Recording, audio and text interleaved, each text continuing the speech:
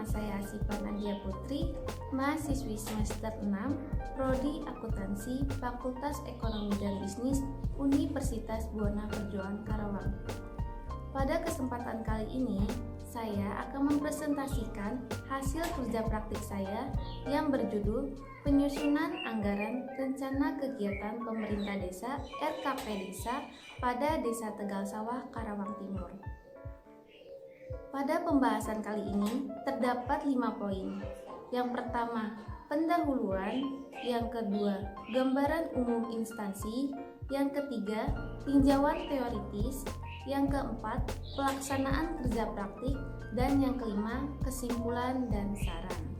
Baik, pembahasan yang pertama yaitu pendahuluan. Pendahuluan terdapat 3 poin, yaitu latar belakang, tujuan kerja praktik, dan waktu pelaksanaan. Latar belakang, karena adanya mata kuliah kerja praktik di Universitas Buana Perjuangan Karawang, lalu dengan dimilikinya RKP Desa yang mengacu pada rencana pembangunan jangka menengah 6 tahunan yang berkualitas, diharapkan dapat menjamin terjadinya kesinambungan pelaksanaan pembangunan desa. Tujuan kerja praktik. Yang pertama, mendapatkan gambaran dunia kerja yang sebenarnya. Yang kedua, memperkaya kemampuan, keterampilan, dan pemahaman yang tidak dapat langsung pada perkuliahan. Yang ketiga, untuk mengetahui informasi penyusunan rencana kegiatan pemerintah desa (RKP Desa) di Desa Tegal Sawah. Dan yang ketiga, waktu pelaksanaan dimulai dari 15 Februari 2021 sampai dengan 15 Mei 2021. Selanjutnya, pembahasan yang kedua yaitu gambaran umum instansi. Terdapat sejarah singkat Desa Tegal Sawah. Desa Tegal Sawah didirikan pada tahun 1880 dan mempunyai arti yaitu perkampungan yang berasal dari tegalan kosong kemudian dijadikan areal pesawahan. Pada awalnya, Desa Tegal Sawah termasuk ke dalam wilayah Kecamatan Rawamerta dan beberapa kali mengalami perubahan wilayah. Tetapi pada tahun 2005, Desa Tegal Sawah termasuk ke dalam wilayah Kecamatan Karawang Timur. Desa Tegal Sawah beralamat di Jalan Manunggal 7, nomor 1, Desa Tegal Sawah, Karawang Timur, Kabupaten Karawang, Jawa Barat.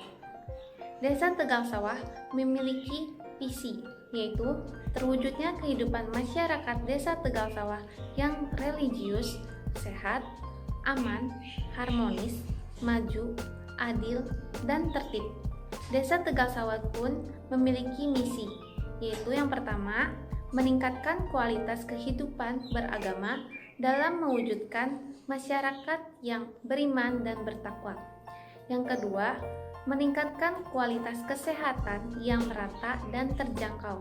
Dan yang ketiga, mengandung makna terwujudnya Desa Tegal Sawah yang lebih baik dengan meningkatkan sistem keamanan swakarsa dalam upaya terciptanya rasa aman pada masyarakat. Selanjutnya terdapat struktur organisasi Desa Tegal Sawah.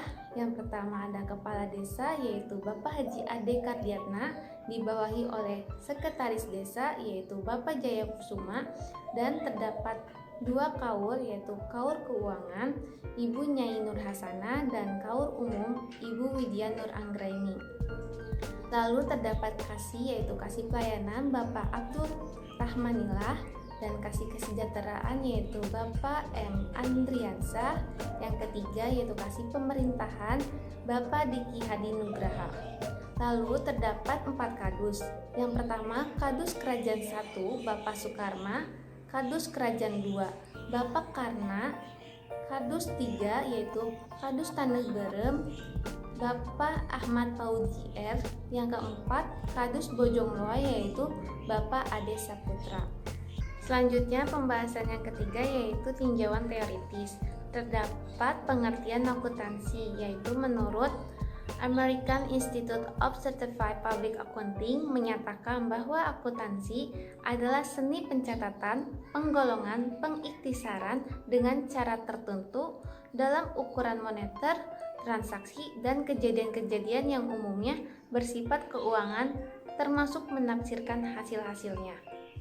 Dan ada pengertian akuntansi pemerintahan menurut Abdul Halim tahun 2012.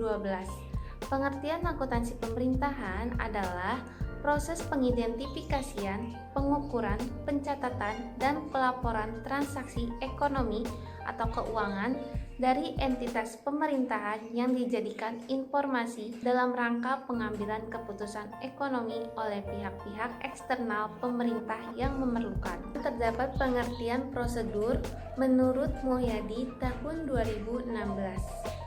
Prosedur adalah suatu urutan kegiatan klerikal, biasanya melibatkan beberapa orang dalam satu departemen atau lebih, yang dibuat untuk menjamin penanganan secara seragam transaksi perusahaan yang terjadi terulang-ulang.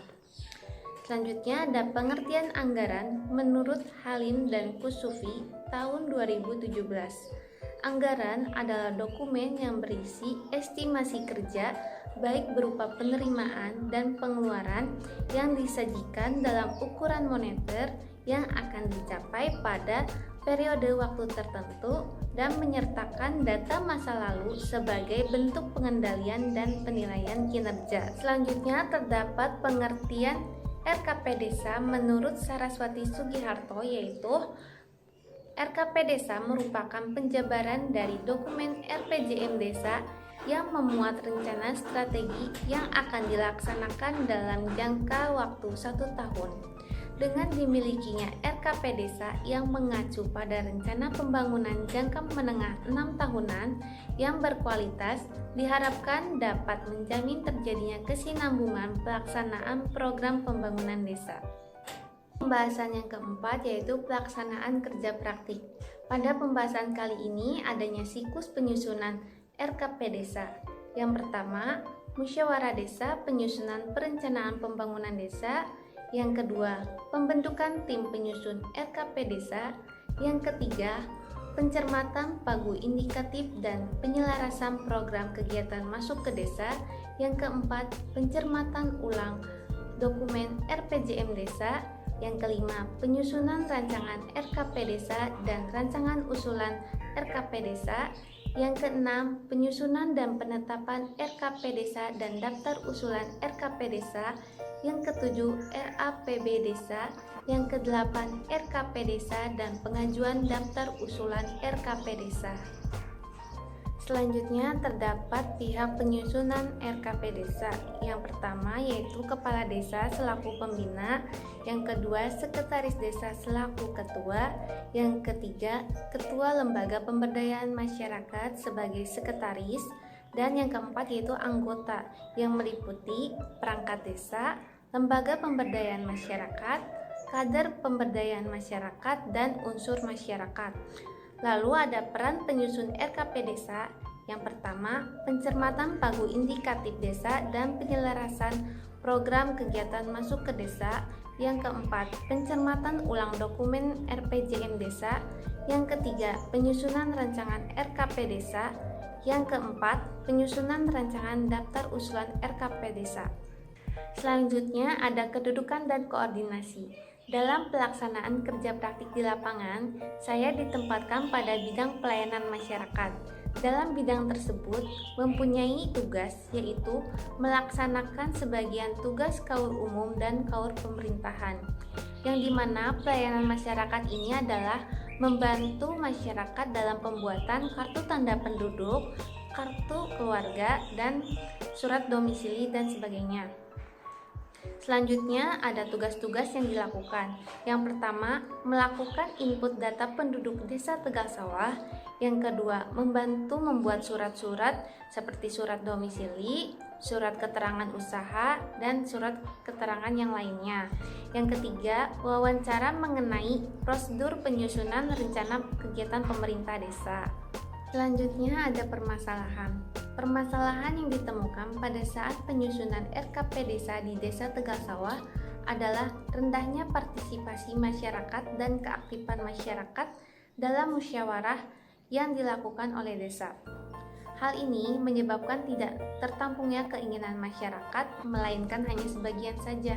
Oleh karena itu, BPD kesulitan dalam melakukan penampungan aspirasi masyarakat di Desa Tegal Sawah. Adapun solusinya, solusi untuk pemerintah desa dan BPD adalah meningkatkan optimalisasi partisipasi dari masyarakat dalam penyusunan rencana kegiatan pemerintah desa di Desa Tegal Sawah, maka pemerintah desa dapat lebih mudah mengatur dan mengelola rencana kegiatan pemerintah desa. Pada pembahasan yang terakhir yaitu kesimpulan dan saran. Pada kesimpulan terdapat 3. Yang pertama, dalam proses penyusunan RKP Desa di Desa Tegal Sawah sudah sesuai dengan Permendagri Nomor 114 Tahun 2014 tentang Pedoman Pembangunan Desa. Yang kedua, rendahnya partisipasi masyarakat terhadap musyawarah awal dalam penyusunan RKP Desa dan kurangnya keaktifan masyarakat dalam memberikan sumbangan ide dalam bentuk masukan dan saran. Yang ketiga, saya mendapatkan banyak manfaat, baik itu pengalaman, pengetahuan, dan semua yang terkait di dunia kerja. Sehingga saya dapat menambah wawasan ilmu yang saya pelajari saat kegiatan kerja praktik berlangsung. Adapun saran yang saya berikan kepada pemerintah desa dan BPD yaitu diharapkan menumbuhkan dan menanamkan kesadaran akan kebutuhan dan atau perlunya perubahan di dalam masyarakat dan dalam diri anggota masyarakat sedemikian rupa sehingga timbul kesediaan berpartisipasinya. Sekian presentasi dari saya. Apabila ada kesalahan, mohon maaf yang sebesarnya. Wabillahi taufiq wal hidayah. Wassalamualaikum warahmatullahi wabarakatuh.